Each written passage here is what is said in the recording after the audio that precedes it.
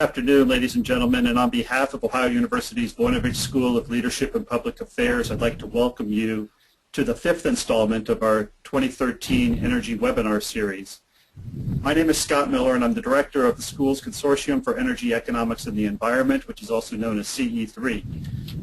Today's webinar, which is entitled An Update on CHP and WER in Ohio, is made possible through a grant from the US EPA to help facilities better understand the implications of their energy options. The grant activities for this project include workshops and webinars, such as this one, to inform Ohio stakeholders about current trends in Ohio energy and emissions. Also under the grant, Ohio University maintains an online database that we created to track and analyze emissions statewide. We learned last week from the U.S. Department of Energy that every year more energy is lost as wasted heat in power generation in the U.S. than the total annual energy use of Japan.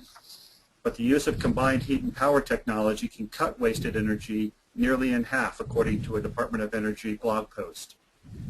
Today's webinar, An Update on CHP and WER in Ohio, focuses on the successes, challenges, and lessons learned from combined heat and power and waste energy recovery programs in Ohio and across the Midwest, including a U.S. market overview. For those of you who are new to this topic, we're going to be using the acronym CHP and WER in reference to these technologies today. Our expert panelists today are going to cover a variety of perspectives, and I'd like to start today by extending my thanks to all of them for leading our discussion.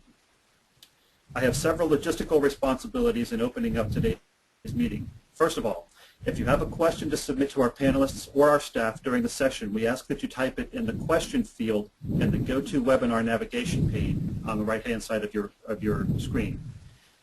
We will try to get to as many questions as possible after the presentations have concluded. Secondly, a link to a brief online evaluation is going to be mailed to you after the webinar. Please take a few minutes to provide us with some feedback of today's session so that we can improve future sessions, and believe me, we do look at those. And finally, watch for more information about our next webinar, which is scheduled for December 10th, about agriculture and energy in Ohio, which will be moderated by Mr. Tony Logan, the USDA's Rural Development State Director. We hope you'll learn a lot and something useful today during the dialogue.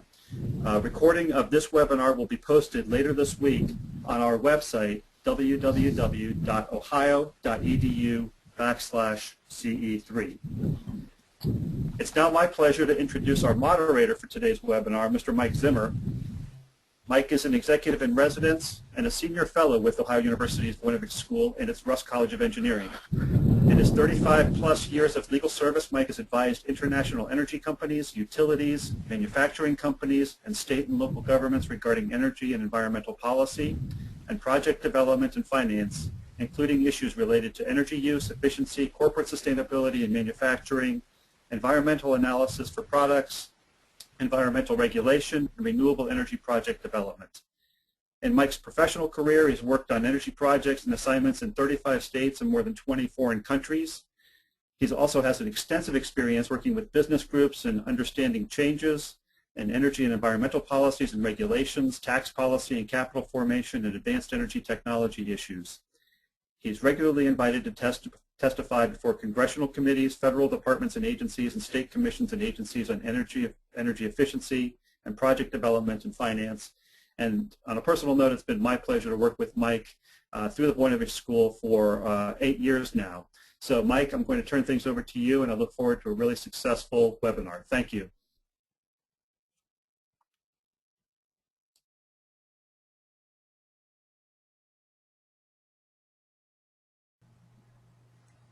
Mike, it's over to you now.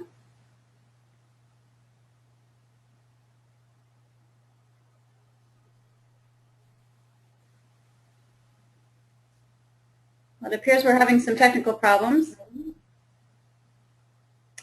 One moment here while we resolve this issue.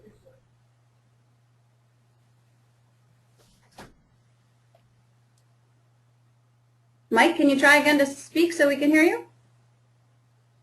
Perhaps you're on mute.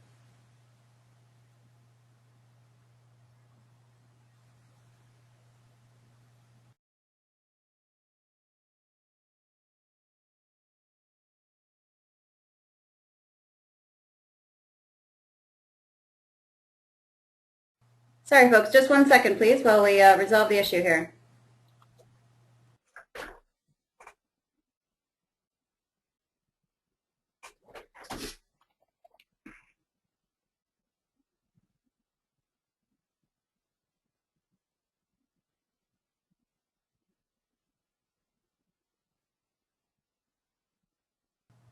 Why don't we go ahead and get started with the first panelist, Matt Butler. Matt will be joining us from the Public Utilities Commission of Ohio. He works for their energy department. And Matt, give me 1 second. I will pull up your screen and we will go from there.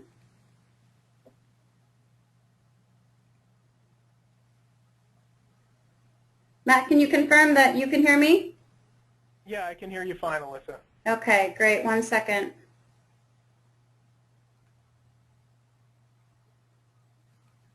I'll get you fired up here. All right.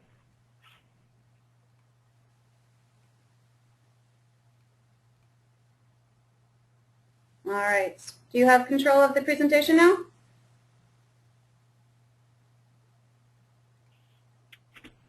I'm not quite sure where to advance the slides. Can you tell me? Just click on the page down or the forward like you would normally advance the slides. Okay. Very good. Thank you. All right. Thank you very much, Alyssa. I'd also like to thank OU and the Voinovich School for inviting me to participate in today's panel. As was indicated by Scott, CHP and waste energy recovery have been receiving increased attention at the state level for several years. In fact, since about 2011, when Governor Kasich introduced Ohio's 21st century energy policy. And of course, that policy rests on 10 pillars, one of which is cogen and waste energy recovery. Just to touch on kind of the genesis of where things are at and where we're coming from in Ohio. In winter of 2011, USDOE, through their Midwest Clean Energy Applications Center, began offering technical assistance to boiler operators in Ohio on the boiler MACT standards. In 2012, early on, we adopted a resolution here at the Commission in support of that pilot program at the DOE, and we became the first state, in fact, to participate in that pilot. Then, as you all know, changes were made in Senate Bill 315 that would help our state reap the benefits, both economic and environmental, that CHP development can bring to Ohio. And of course, then later on in 2012, President Obama established a new national goal of 40 gigawatts of new CHP capacity by 2020, which would be a 50% increase from today.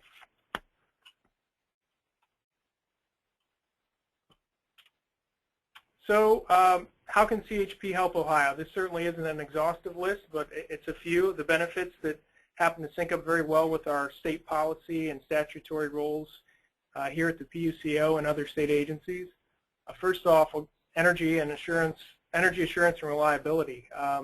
We all know that retiring coal plants will continue in our electric supply in the coming years.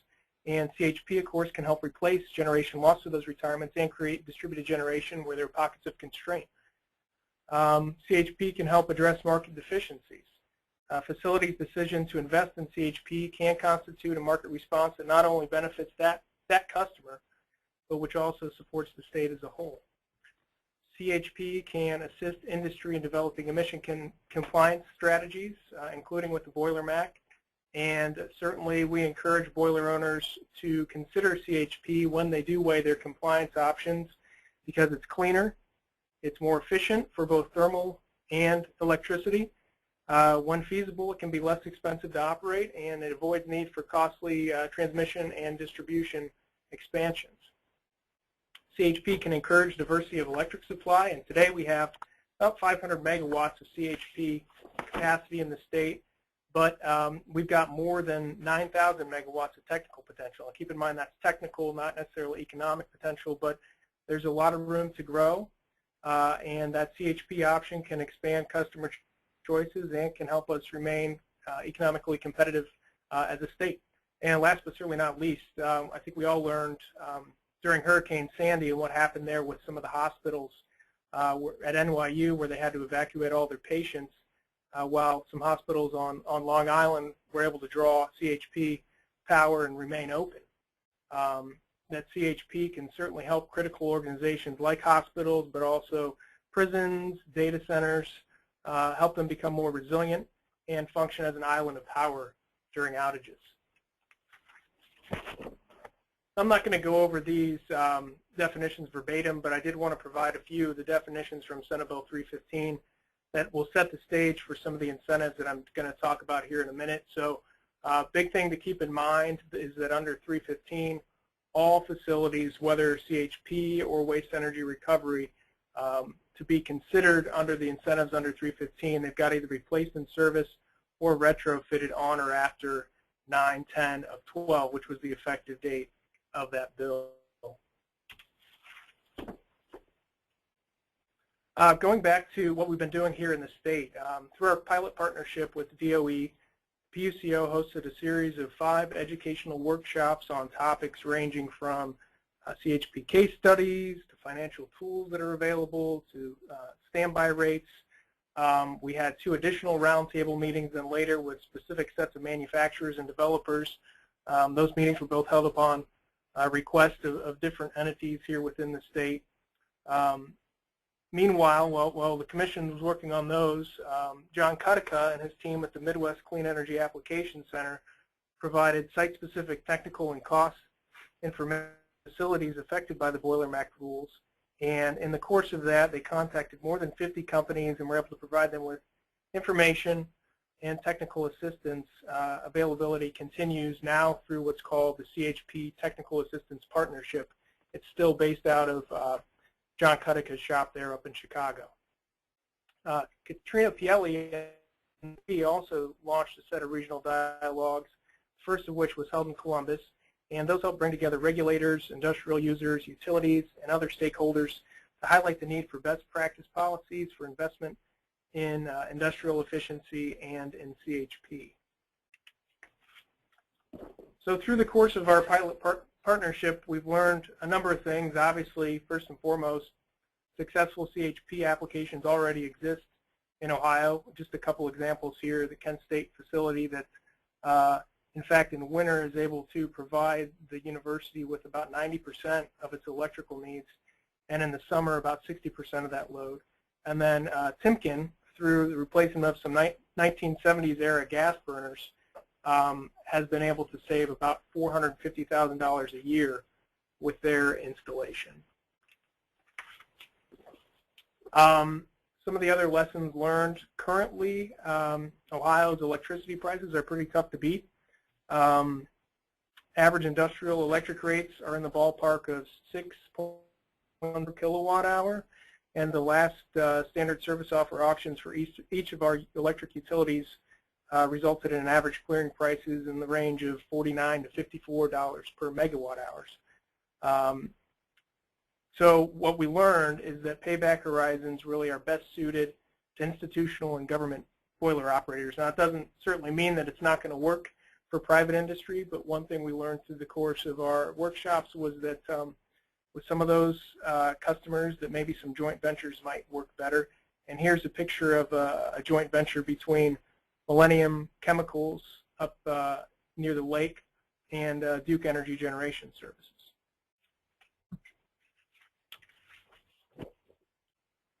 We learned again that CHP financing is project specific, and owners often use consultants to pursue their best options.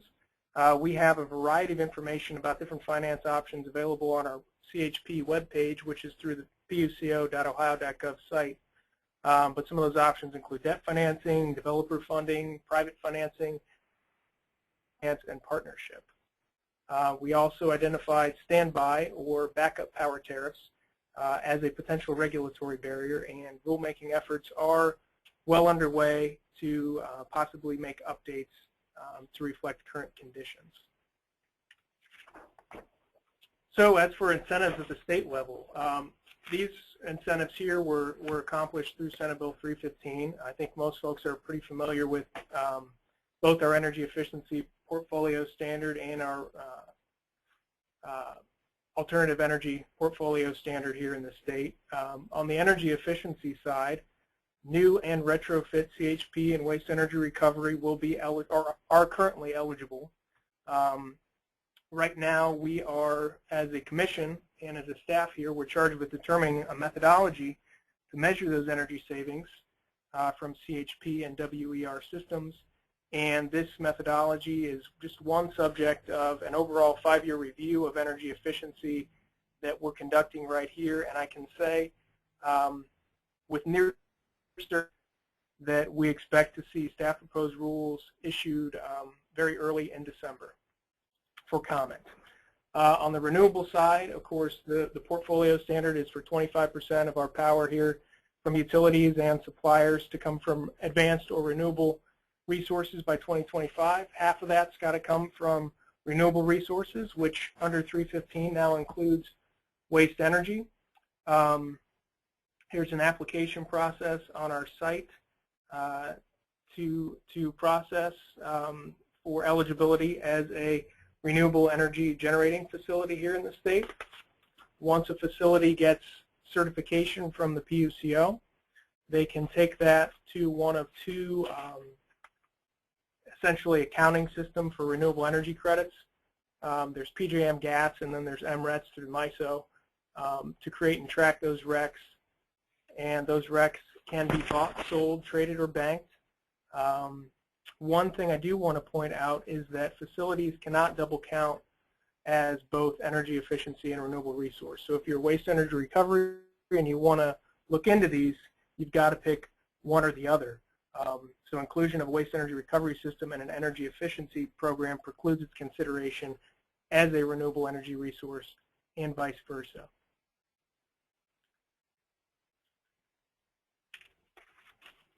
A couple of other options here through the state. The Ohio Energy Loan Fund, which is administered by the Development Services Agency, can provide low-cost financing for energy improvements that reduce energy usage and associated costs, reduce fossil fuel emissions, or create or retain jobs. And eligible activities include retrofits, distribution technologies, and renewable energy technologies. So certainly CHP and waste energy are eligible. There's an application process that you can go through through Development Services Agency, and I've got contact information at the end of my slides that points to the folks who you need to get a hold of there. Another potential option is for financing through conduit bonds via the Ohio Air Quality Development Authority, or OAQDA. These conduit bonds may or may not be exempt from federal income tax. They do enjoy a 100% exemption for the term of the financing from state income tax, real property sales and use taxes, so that's a real benefit there. And again, just like with the Energy Loan Fund, I've included contact information at the end for the appropriate folks at OAQDA who you'd want to get the ball rolling with if you're interested in that option. Another potential benefit is net metering, and customers who generate power on site from renewable resources, which in Ohio for net metering purposes includes microturbines, it can offset what they purchase from the utility. The way that works is you receive a monetary credit on the bill for electricity that flows back into the utility system. A couple things to keep in mind here real quick. I don't want to eat up too much time. There's no overall or system capacity limit for this, but your system should be sized to your requirements, and you've got to have a signed interconnection service agreement with your utility before you can go forward with net metering. I'd also note that hospital net metering is another option specific to hospitals that allows any generation source at any level, and credits are based there on market value of electricity at the time of generation.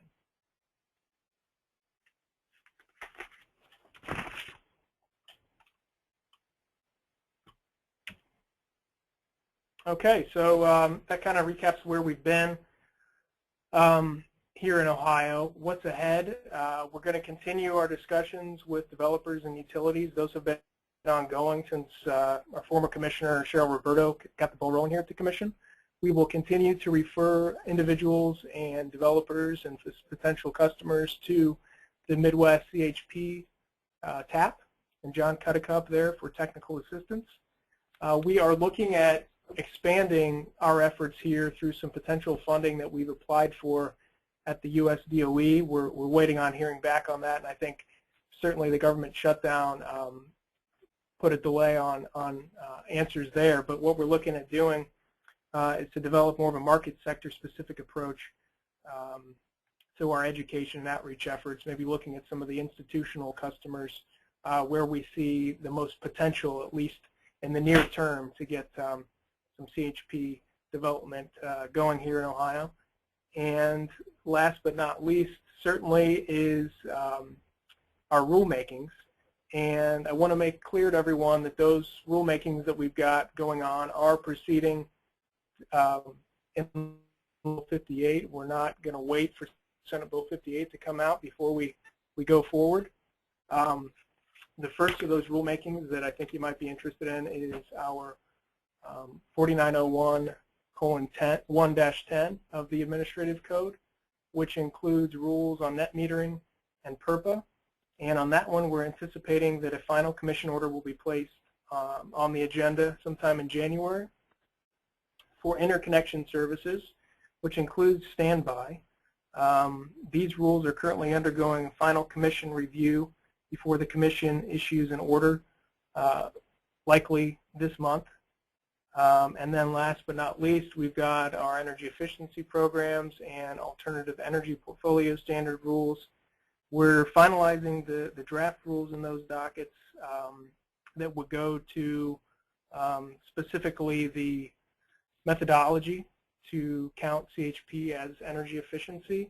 And I anticipate again that staff proposed rules will appear on the commission agenda likely the first week in December.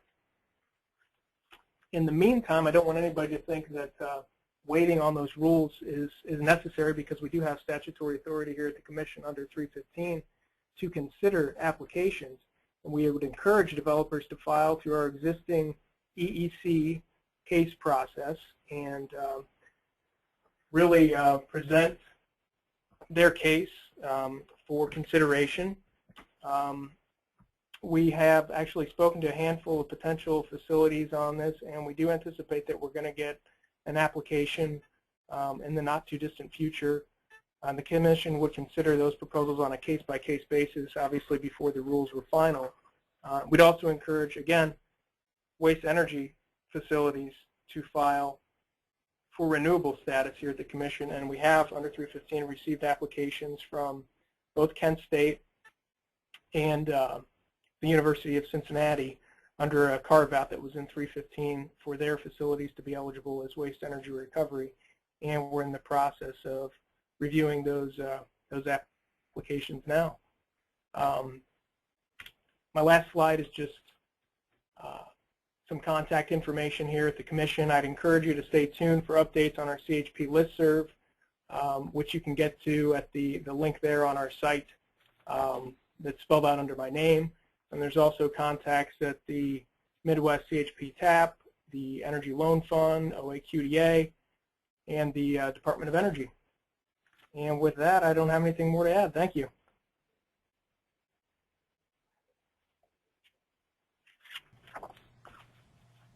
Thanks a lot, Matt. I'm going to check in to see if Mike was able to join us. Listen, I'm back on now.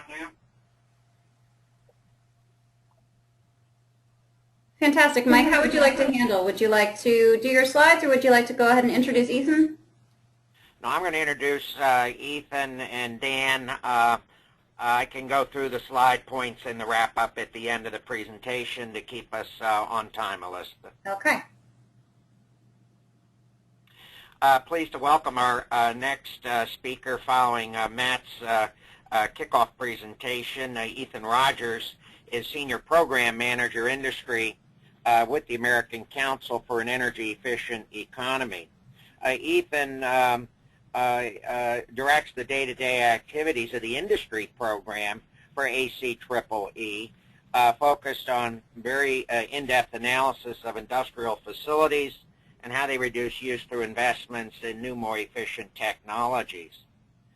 Ethan previously has worked at the Purdue University Technical Assistance Program where he focused in the industry sector and brings a great background and perspective on what's going on in Ohio, as well as the broader region in which we participate nationwide. Ethan, the floor is now yours. Thank you very much. I appreciate the opportunity to be here today and to speak on CHP in the Midwest. I believe I have control of the panel here. Let's see what happens if I hit my return button. Perhaps not. But for those of you not familiar with ASA Tripoli, we are a Washington, D.C. based organization that researches how energy efficiency is used and, as I like to say, used and abused in different sectors. We have a program that looks at transportation. We have a program that looks at buildings. We have policy. I manage our industrial program, which combined heat and power falls within that. And certainly what we have noticed in the last couple of years is a kind of a resurgence in combined heat and power in all of its different forms. There's been a lot of increased interest in it, both at the national level. The President issued an executive order, of course, last year, but also the market has responded to it, and I think utilities have expressed an interest in it. And we think that there's a lot of reasons, kind of a convergence of reasons for this to be happening.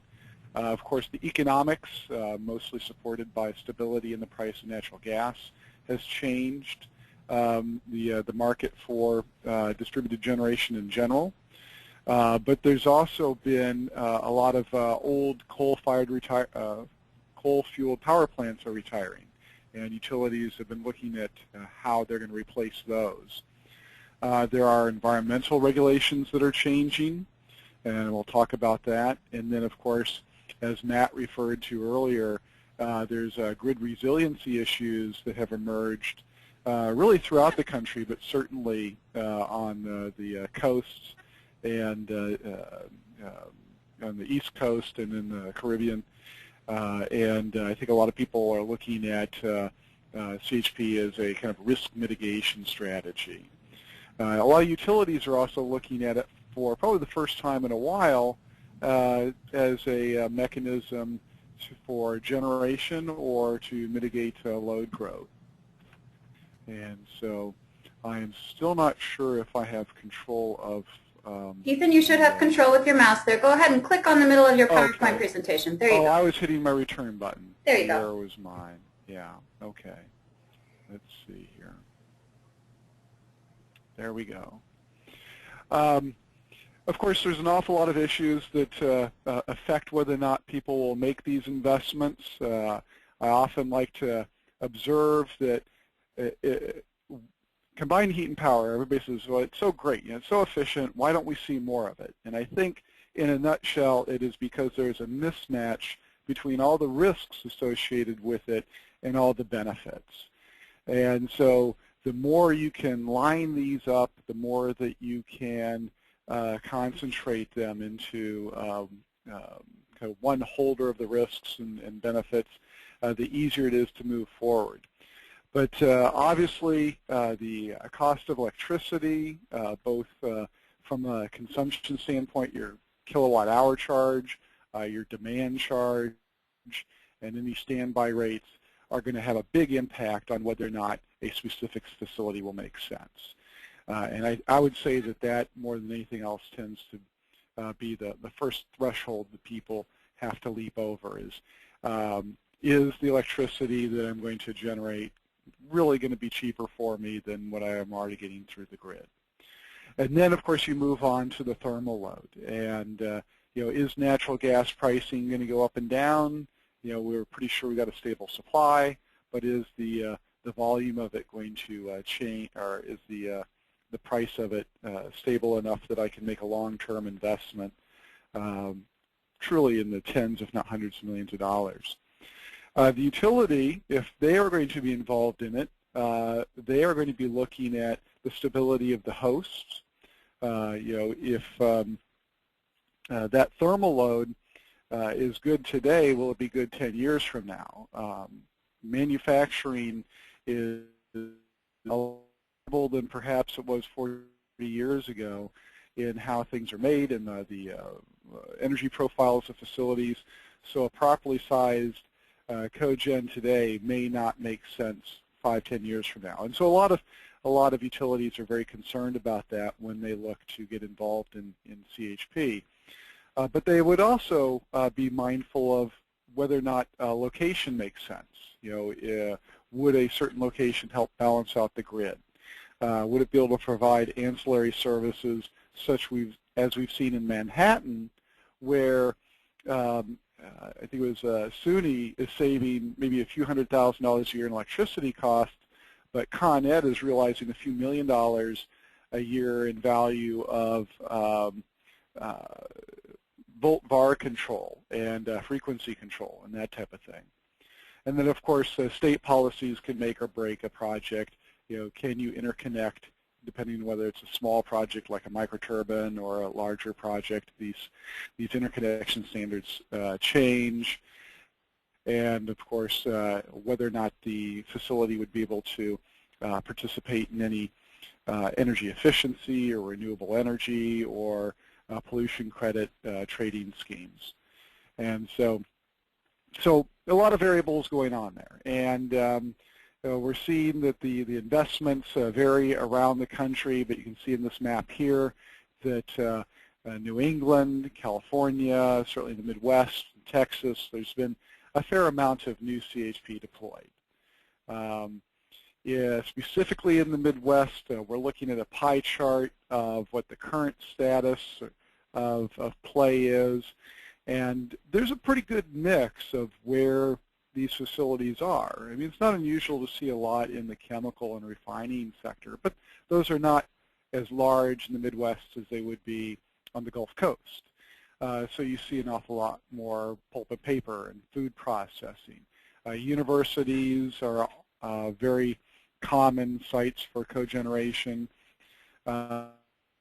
What's interesting to me is the volume of metals, and of course that reflects a lot of the steel mills throughout the Midwest.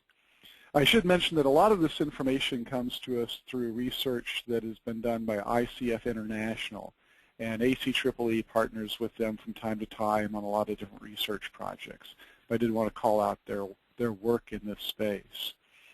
They have been looking at in recent years on what technical and economic potential exists in the Midwest. And right now there's obviously 11,000 megawatts installed. And you can see on the shorter bars to the left on each of these states the mix of it for industrial and commercial. And then what is technically possible, and essentially what they're doing there is they're looking at different NAICS codes, if you will, different types of businesses, their prevalence in specific states, the size of those facilities, and understanding, like in the instance of the steel industry, we know that there's a potential for cogeneration in the steel industry, and then seeing how many facilities don't already have that, and then kind of extrapolating what the potential might be for additional investments in that sector, and then kind of totaling them up by state. So they do a total by different NAICS codes, and then they total them by state. And not surprisingly, there's a very large opportunity within the industrial sector, and these range in sizes. I mean, they're not just looking at large facilities here, they're also looking at microturbines and everything in between. And in the commercial sector, again, there's fairly good opportunity there, especially if you start looking at hospitals and some of your smaller educational campuses and the like. The opportunity fuels, the green bar there, that represents largely biomass. Maybe it's an ethanol plant, maybe it's a food processing facility. Other opportunity fuels emerge in certain chemical refining operations. But there's just a lot of different fuels out there where it would make sense for some type of distributed generation and thermal benefit from that. So looking forward, what's in the pipeline right now, and this information I was told is a little bit out of date, that there's been a project or two that have since been canceled, so this number might be a little bit high, but there could also be projects that we aren't aware of. But 38 sites have announced total capacity of 588 megawatts, which, that would be a pretty good sized baseload plant if you think about it. And of course, the primary fuel of interest here is natural gas. And these projects will come online in the next couple of years. And you can see that one of the biggest wedges in that first pie is in Ohio, and I think that's reflective of the changes in policy and the programs and the interest that the utilities have shown in Ohio. So policy does matter, if you will. Then you go over to the second pie chart, and you can see where those are going in. Not surprising, we're seeing refineries, chemicals, universities, colleges, the normal operations that have a 24-hour need for both electricity and thermal. I mentioned earlier that one of the drivers for increased investment interest in this space is the retirement of coal plants, and we are certainly seeing that throughout the Midwest, but that's not the only issue. A lot of people think that it's the environmental regulations that are driving that, but really these plants are quite old. I spent the last 20 years in Indiana, and most of the baseload power plants in Indiana are older than I am. And so you probably wouldn't want to drive a car that was 60 years old. These plants have, they've kind of reached the end of their useful life, and they would either need to be really retrofitted or replaced. And so the utilities are looking at how they're going to replace them. And if a facility is not operating in baseload capacity, it probably does not make economic sense to upgrade it with the environmental controls that are needed. Natural gas fueled power plants are more dynamic in responding to grid needs. They're cheaper to construct. There's an awful lot of reasons why utilities would prefer them over retrofitting a 50-year-old 100-megawatt coal plant. I mean, I haven't, as I think about this, there probably aren't a whole lot of coal-fueled power plants in the Midwest less than 100 megawatts at this point. Most of them have been shuttered. And I certainly saw quite a few of them shuttered in the 80s and 90s over in Indiana. So here is where the risk of this retirement is. And of course, the Midwest, not surprising, a lot of coal generation in the Midwest. And so we can anticipate that a significant piece of this will be retired, and utilities are, what will they replace it with? And replacing it with customer-sided CHP is a viable option to them under certain circumstances. So another reason why we are seeing greater interest in combined heat and power is that it's a compliance pathway. EPA has recognized the ability of CHP. Oh, it looks like I advanced one or two too many. Alyssa, how do I back myself up? I can go ahead and try and do that for you. Sorry about that. Let's see. Okay. Nope, I was clicking a little bit too much. Yeah. But EPA has allowed states to include CHP in their state implementation plans to meet federal air quality standards for some time. Not all states have adjusted their regs to do this, but they do have the ability to do so. And once they finalize the new source performance standards for new power plants, Section 111D of the Clean Air Act will direct EPA to establish new standards for existing power plants. And what we could see is CHP as a compliance mechanism, not just for SOx, but potentially even for CO2 emissions. We've also seen an awful lot of activity regarding what's often called the boiler MACT, which has to do with hazardous air pollutants and industrial boilers. The MACT stands for Maximum Achievable Control Technology. And the idea there is that if you've got an old coal boiler and you're looking to retire that and replace it with a natural gas boiler, you might also take the opportunity to make that a cogen unit. Conceivably, you could also turn it into a coal-fueled cogen unit. I don't know that that's as economic as just converting over to a natural gas cogen unit, which would certainly give you a lot more flexibility and probably make your compliance pathway a lot easier. So hopefully it will change now if I've clicked. Perhaps not. There we go. I just wanted to talk about a few of the activities that are ongoing in the Midwest to kind of move the ball forward with regard to CHP and waste energy recovery. The National Governors Association, as part of their Policy Academy over the last year and a half, has held several workshops. Essentially what they did is they brought together teams from several different states, Alabama, Arkansas, Iowa, Illinois, Tennessee, and held meetings around the country. And it was interesting because each of these teams brought somebody from the governor's office, somebody from usually the Public Utility Commission, the utilities, manufacturing, trade organizations, a nice cross-section, and tasked them with kind of coming up with a plan for industrial energy efficiency and combined heat and power. And ASA Tripoli was kind of part of the faculty, if you will, for a couple. I spoke at the event in both Philadelphia and Chicago, and it really was just wonderful to see this very proactive, pragmatic team building on how to move efficiency forward in these states.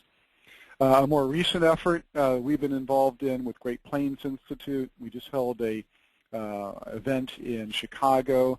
A similar type of idea, bringing people together from different sectors, developers, advocates, government organizations, to discuss how we can accelerate investments in CHP and waste heat power, kind of with the other acronyms for this space. And it was a very successful meeting.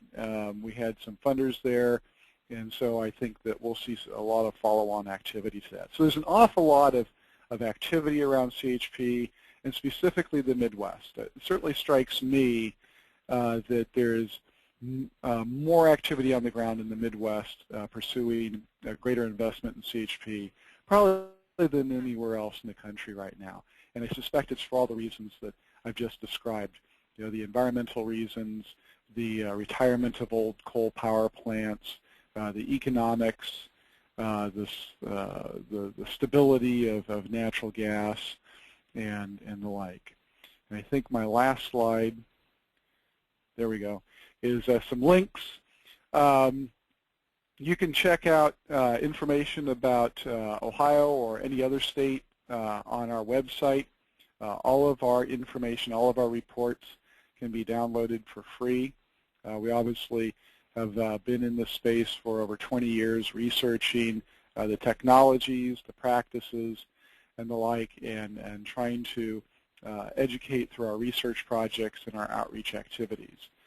The Department of Energy has been also obviously very active in this. They have a wonderful new guidebook on CHP that was developed with the input from really everybody they could get to the table, and it is just a wonderful resource. So I encourage people to seek out those if they've not already done so.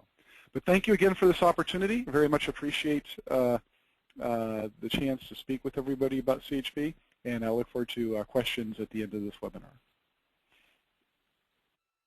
Ethan, thank you for sharing your views today. Your presentation is a great fit and follow-up to the framework in Ohio that was outlined by Matt speaking earlier on behalf of the PUCO. Our final formal presentation will be delivered by Dan Loero. Dan is currently a gas turbine product marketing leader for distributed power with General Electric Power and Water. Dan has been with GE in various capacities since 1995 in areas related to turbine design, services, commercial roles in Asia.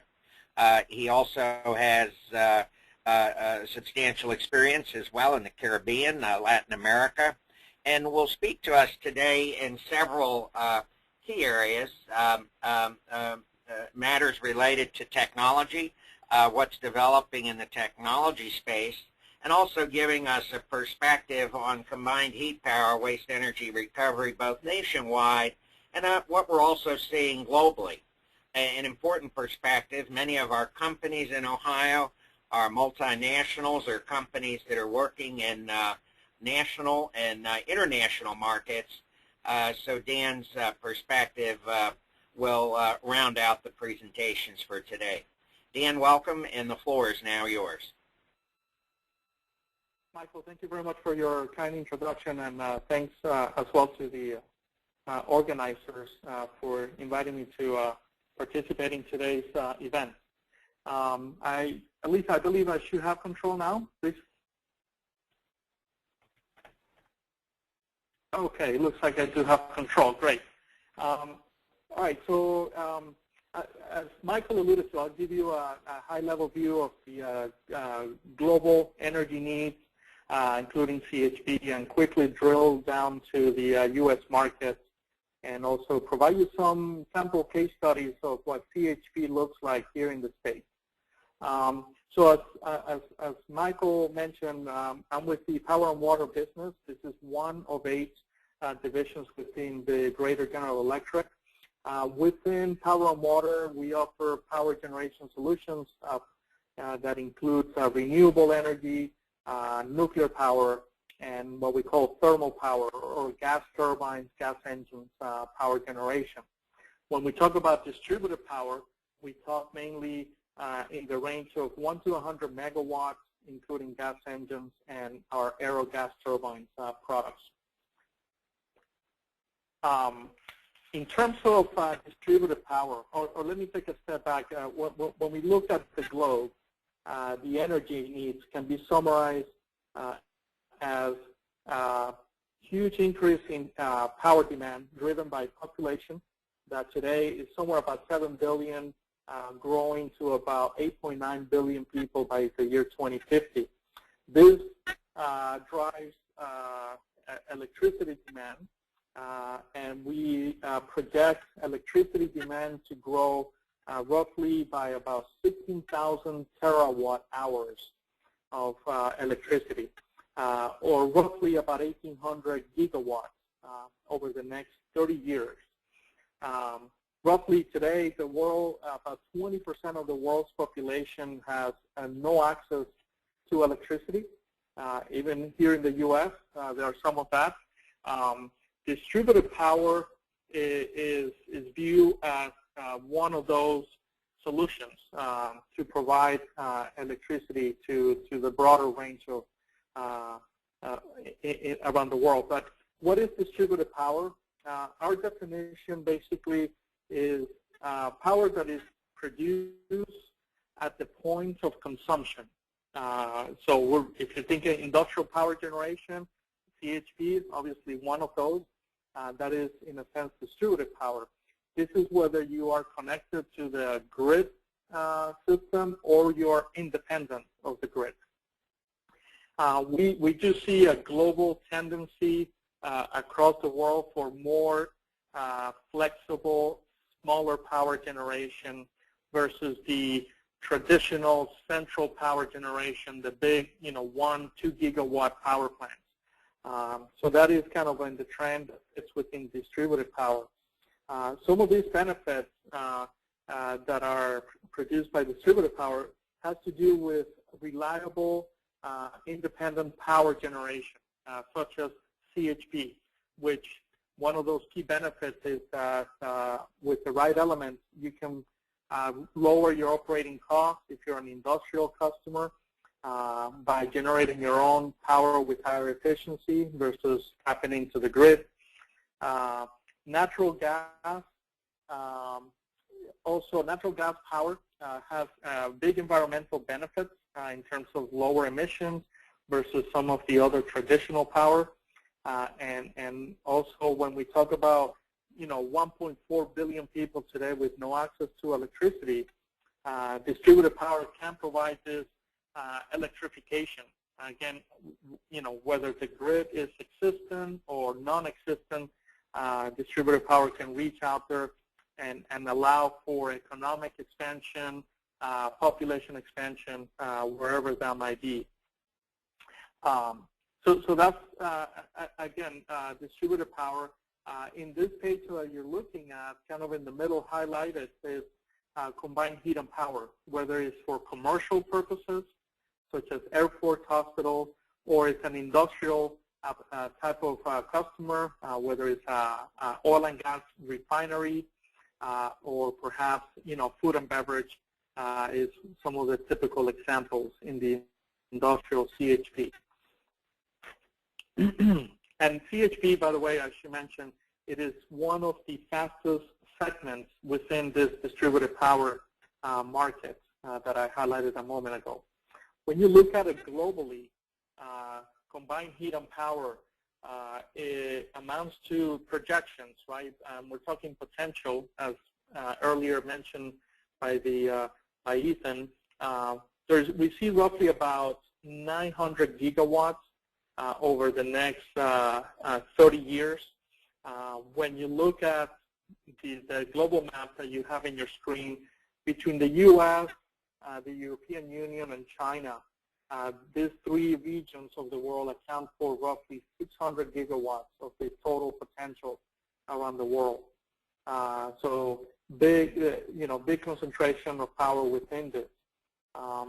I also, as I mentioned earlier, this type of information comes from sources such as IEA and the European Information Administration, which we work closely with them to generate these numbers. Moving on. Oops, one too many clicks. When you look at the global view, right, how much of the world is using CHP?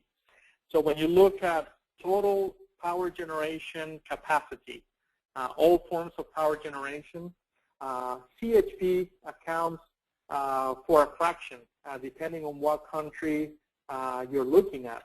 If you look towards the right-hand side of this chart, a lot of the European countries are heavily penetrated by CHP, which also, by the way, includes district heating. So these tend to be very cold places, and they generate electricity and they generate steam for heating or cooling in the winter time. That is also a form of CHP. And then as you look at the U.S., highlighted here kind of in the middle, the U.S. accounts for roughly just below 10% of our total installed capacity of power generation. So I think the potential for CHP is huge across the globe. And now we're going to take a look a little more detail at the U.S.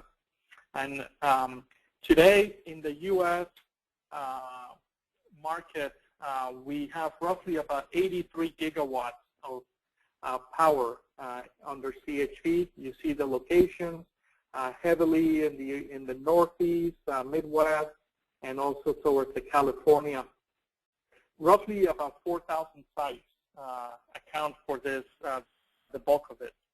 A lot of the CHP sites that you're looking here were installed, as what I'm going to say, in recent history, driven by policy, which is kind of the not what's going on today, but PURPA, which was enacted by the U.S. Congress back in 1978, helped propose a lot of the CHP installations in the 80s, and that's what you're kind of seeing in this map.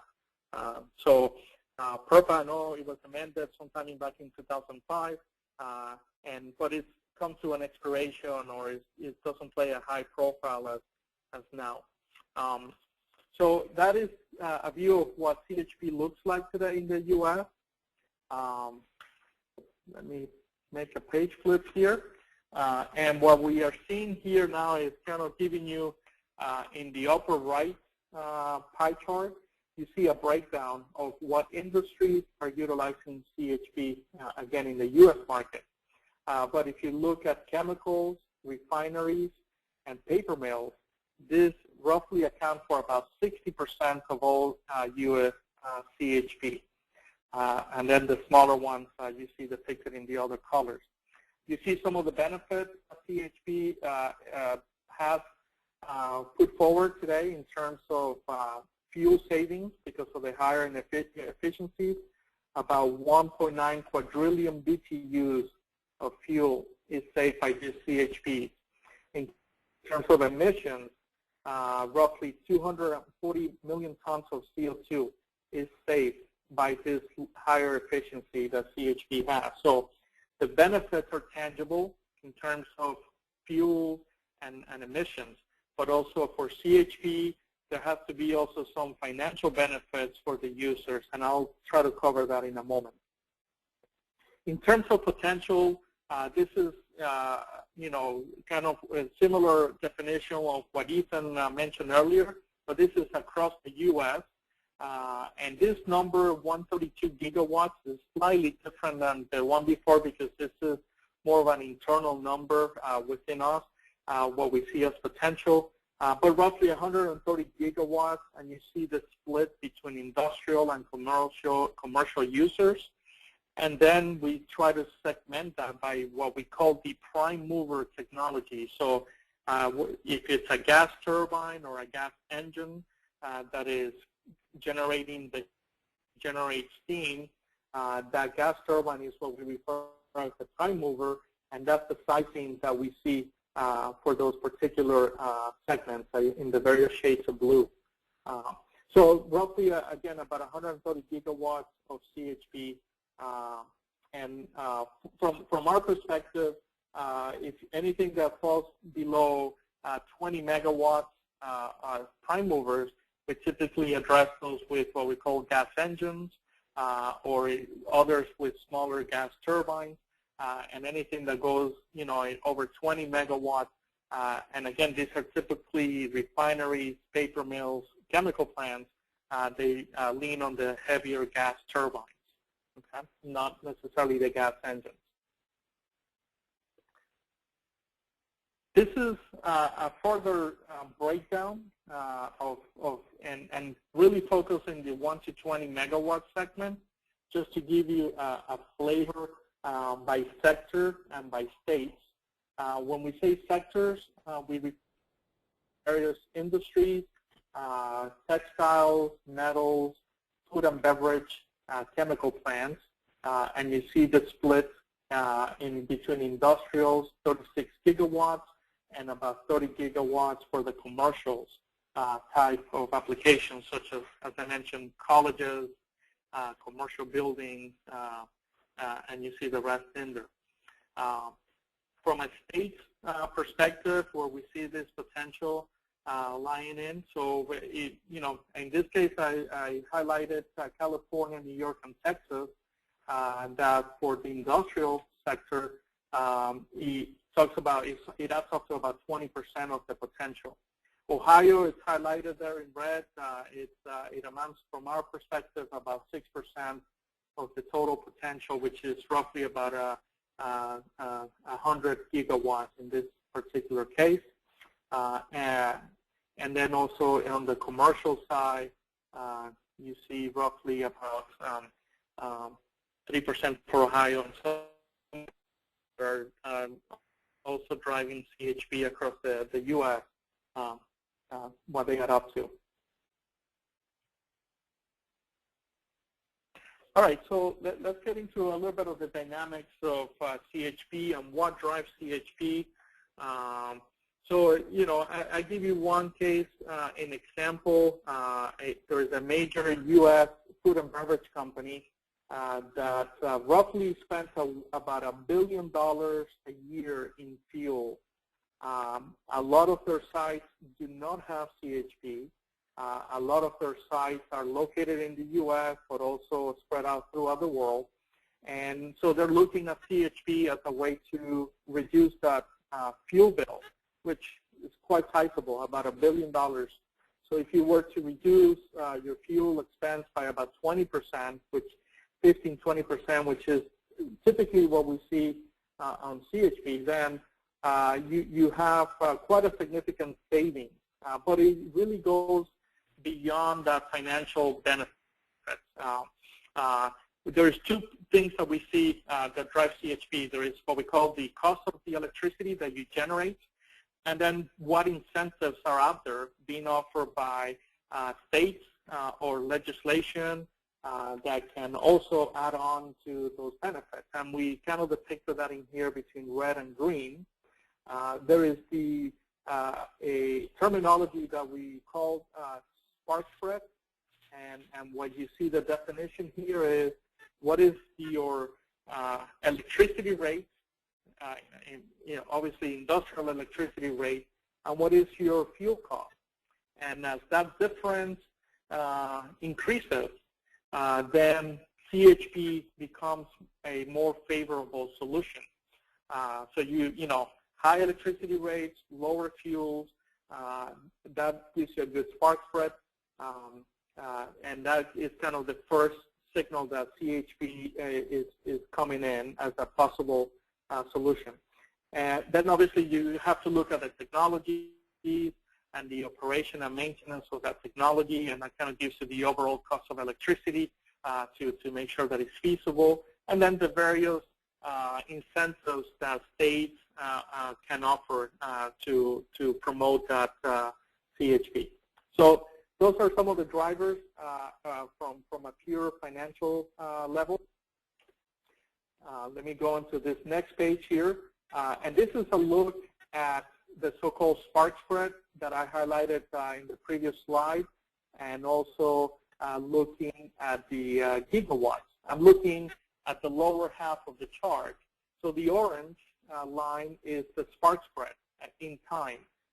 We're going back here to 1966, and then you see the blue line is the amount of gigawatts of CHP that has been installed across the U.S.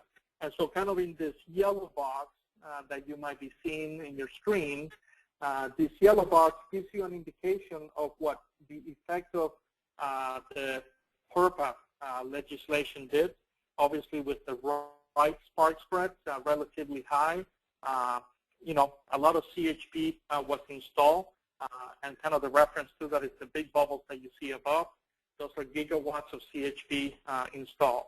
And then as time went by, the residuals that you see. But the point here also is that as you see closer to our current timing, to 2010, 2012, you see the spark spread is spiking up.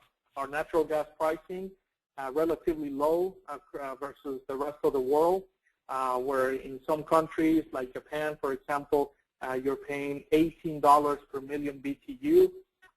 Here in the U.S., if you refer to the Henry Hub pricing of natural gas, we're in the $3, $4 per million BTU. Once it gets delivered, it might go up to about $7, but still fairly low versus others around the world. So spark spread is coming into that, that right level for CHP. You heard from others about what legislation is doing, so we're entering that zone of where CHP is making a lot of sense. Let me flip over to the next page here. And this might be a little bit of an eye chart, but when we map spark spread and electricity pricing, and we throw in these lines that you see here, this is payback. From a financial perspective, industrials, depending who you are, whether you're an industrial, paper mill, or a food and beverage, your tolerance for payback in CHP projects could be somewhere in the 2 to 3 years. And then if you're like in the commercial, like a large hospital or maybe some state type of CHP applications, the tolerance for lower or longer payback can also be a good tendency there. So what I'm trying to say here is the dots are moving towards the right side of the lines where payback is making sense for a lot of the industrial and commercial CHP operators. And I'll move on to the next page. This is kind of reiterating some of the barriers to deployment of CHP. Some of it have already been mentioned by previous presenters. But, you know, besides the financial hurdles of spark spread, as I mentioned, you have other challenges to implement CHP, having the right energy standards, you know, legislation or that can promote the implementation of CHP. But I think also CHP, I think somebody mentioned earlier that it's also about understanding the benefits. So it does require some type of outreach and promoting the benefits, not just to the industrials, but to the wider public too, so that, you know, when they see a power plant going up and they see it's a CHP, they know that it is an environmentally friendlier solution versus some of the others, right? And then the typical challenges that we see out there, often utilities, can be also a big hurdle to overcome when implementing CHP.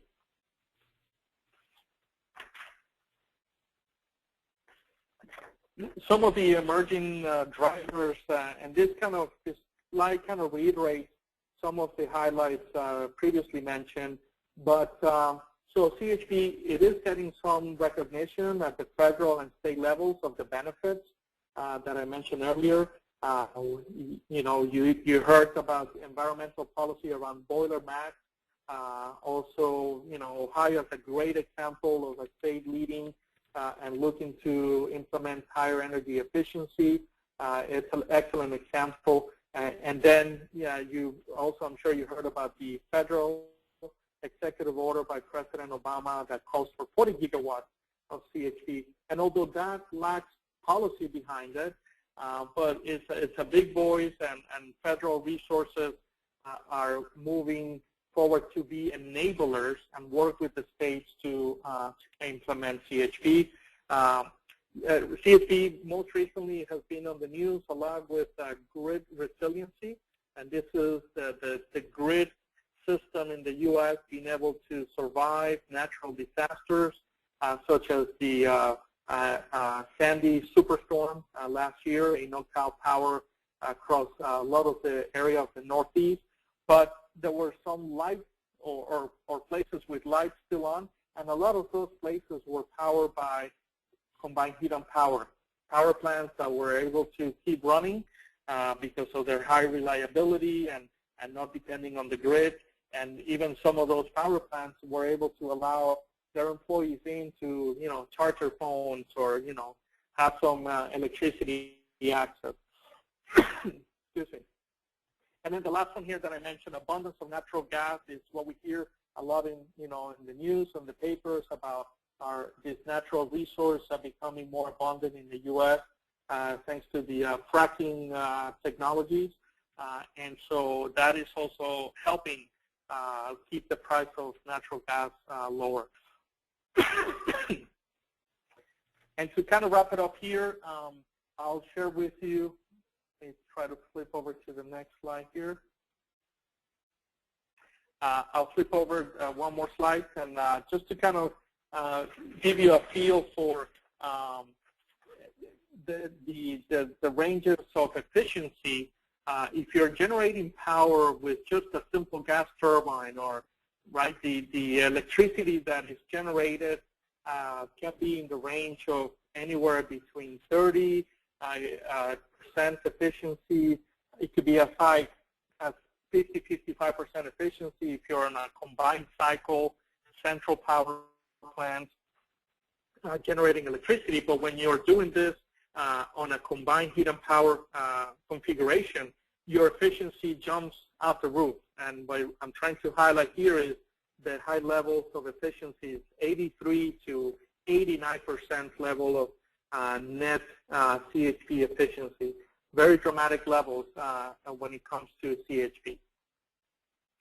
And some samples in case, to give you a flavor, I do not have, and regretfully I do not have anything here in Ohio to share, but similar type applications I'm sure can be implemented or will be implemented. But this is one example at University of Texas with where we retrofitted basically some old boilers with a more efficient gas turbine, and so we increased the efficiency of the total plant by over 70% efficiency and reducing emissions by over 80%. So huge dramatic benefits there. Another example that you see here is also an example in Texas. This is the medical center. In the upper left, you see the entire University of Texas or Texas University Medical Center, which is powered by CHP, and it's feeding, you see the description here on the left-hand side, but this CHP power plant produces 122,000 tons of chilled water, 850,000 pounds per hour of steam, 61 megawatts of electricity at an 82% level of efficiency. So big benefits I highlighted there. And at the center of this type of technology is aero gas turbine, providing at the heart of this CHP application. I think, Dan, let's move into the question and answer discussion with our late start. Yes, I know last slide.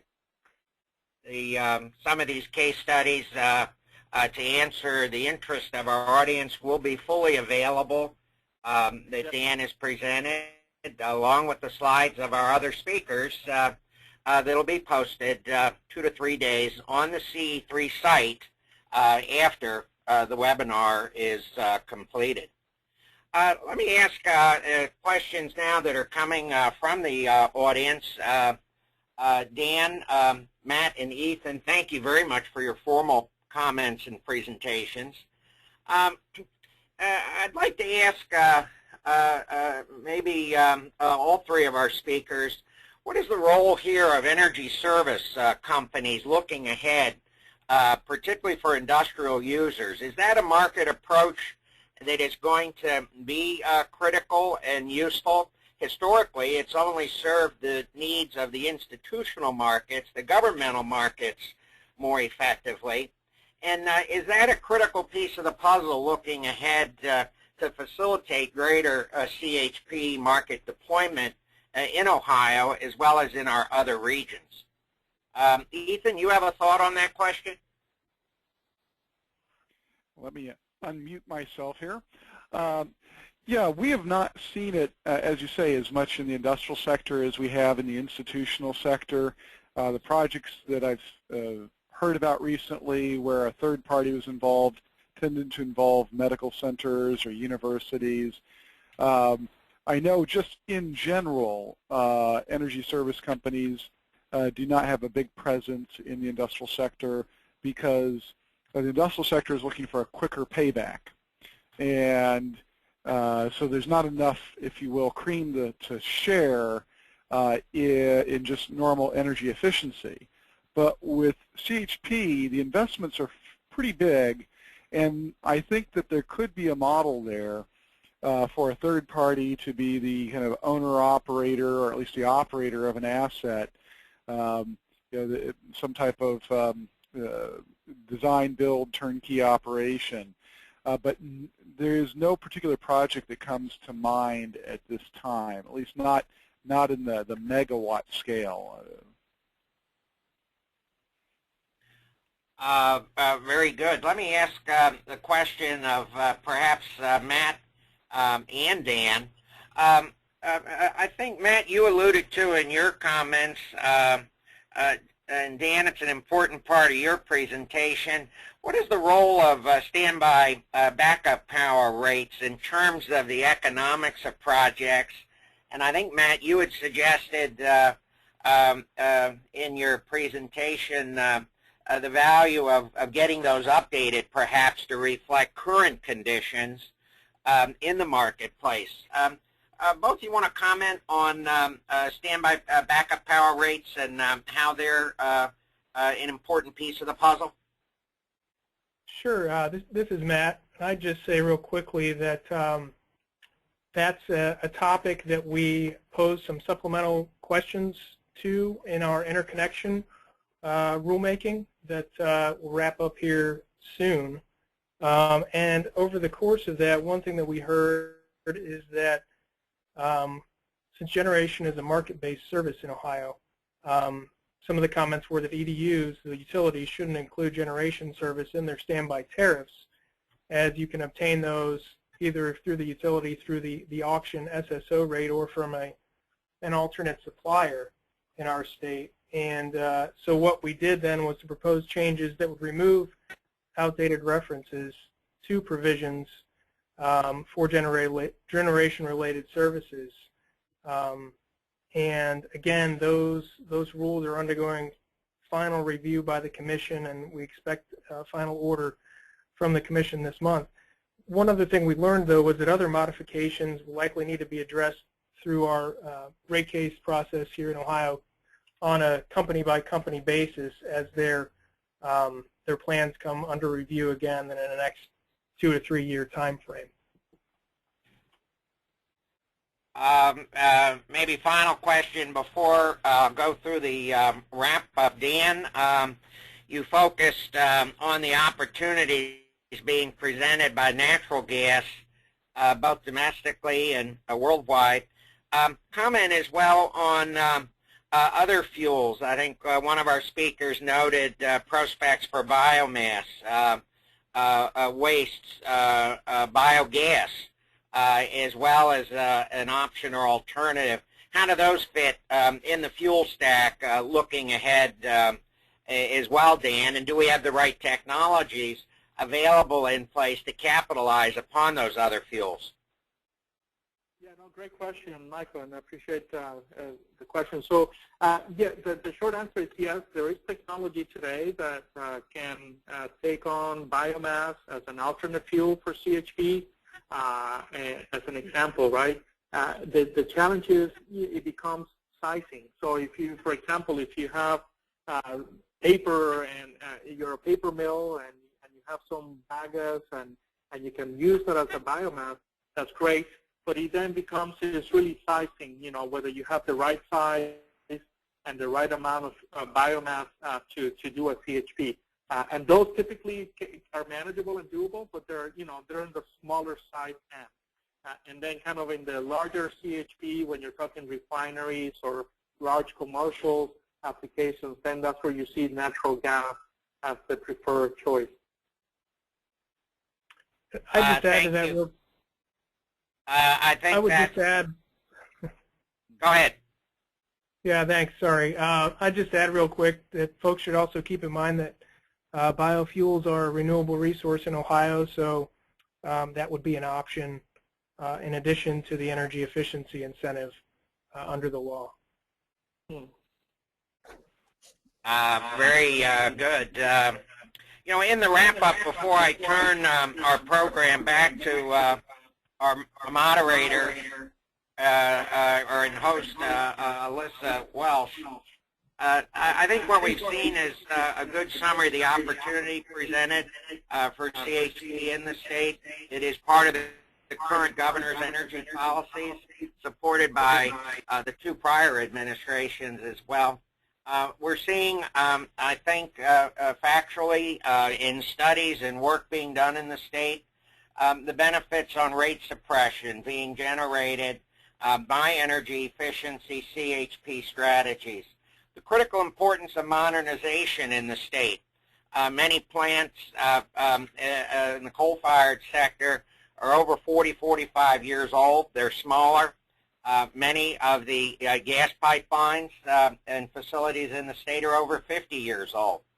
So efficiency in CHP is also a tool of economic development, non-attainment region support, SIP plan flexibility, as our speakers have noted, as well as potential element of the solution for greenhouse gas management for existing plants in the future.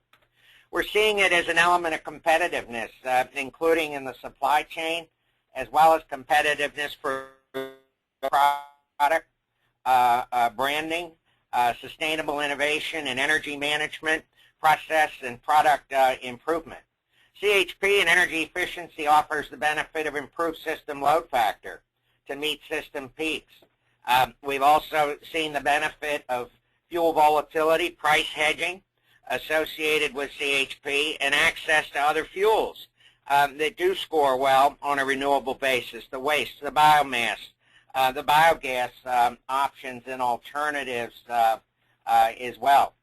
All of our speakers, I think, have shared a perspective on the tax, non-tax, financing, technical assistance benefits, some of the cost benefits in managing this opportunity. Final question was raised by one of our audience about the impact of SB 58, its House counterpart, and the potential likelihood of passage of that bill, which would alter the energy efficiency program within the state. This created some uncertainty in the short term.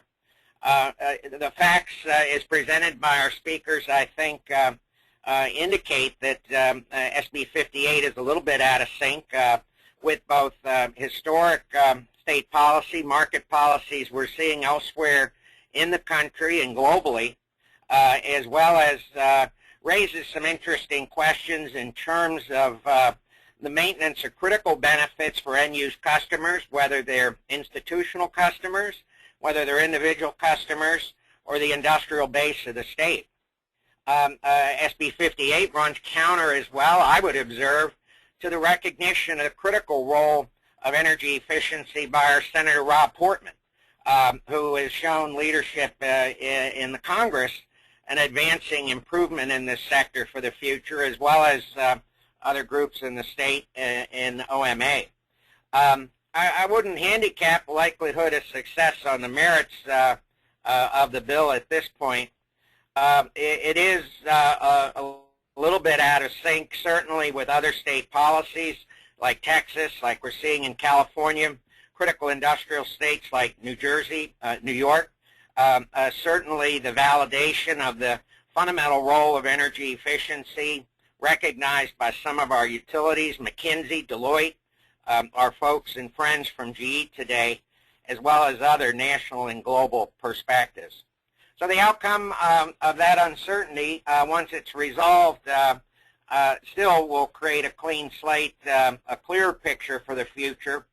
It's important to also note that the maintenance of those end-use demands in marketplace are critical to support the natural gas opportunity recognized by all of our speakers to maintain its long-term availability in the state and the region, and because of a lack of demand, not have it exported into other regions or offshore, as well as the price stability and the volatility management benefits that we're all trying to establish for all customer classes in the state for a stable planning environment as insourcing back for manufacturing occurs in Ohio, as well as growth in manufacturing occurs within the state. And the state shows leadership because of its policies and programs and leading economic recovery nationwide for the future. With that, I'll turn the program back to Alyssa Welsh at Ohio University for our wrap-up for the day. Thanks, Mike. Again, I'd like to say thank you to all of our presenters for joining us today and for Mike Zimmer for moderating. I appreciate you all hanging on in the beginning where we had some technical difficulties, but as Mike and Scott have said, the presentations and the webinar will be posted on our website, ohio.edu/CE3 in the coming days, and you'll be receiving an email about that as well. Thanks everyone again for joining us, and have a great day.